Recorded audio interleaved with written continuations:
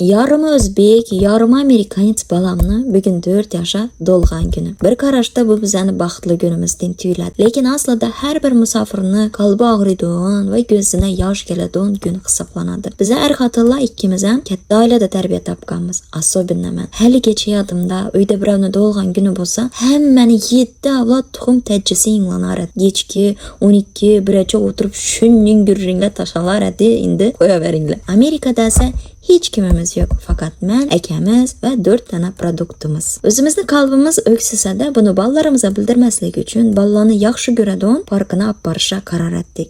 Va parkni o'zida oddiy bir biletini $56.25. O'zbek pulini esa 669.300 so'm ishladi. Bu yerdan chiqib har tug'ilgan kunda boradigan restoranimizga bordik. Bu yerni men dim yaxshi ko'raman, chunki jimsi bolalarimga ovqat tanlab zakaz etib yurishim shart emas. Bu yerda hamma xohlaganicha bukunicha yeyishi mumkin. Chunki bu yerning puli ovqatni turi ya hajmina qarab baholanmaydi. Odam boshiga qarab to'lanadi. Va biz 3 odam uchun $67 to'ladik. O'zbek pulini esa 797.200 so'm bo'ladi.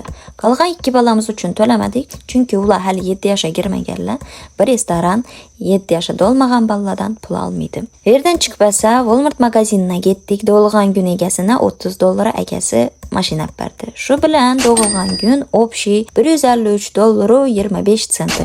O'zbek pulini esa 1.823.000 so'ma tug'ilgan kunni sovibmiz. Endi sizlar menga aytinglar qani, nada polislar? Musofirda topgan pullarimiz uydan uzoqda, ota-onamizdan, qarindosh tug'anlarimizning mehrindən uzoqda yurishi arziymi ekan? Bir kun kelib pushaymon etmasmizmi ekan?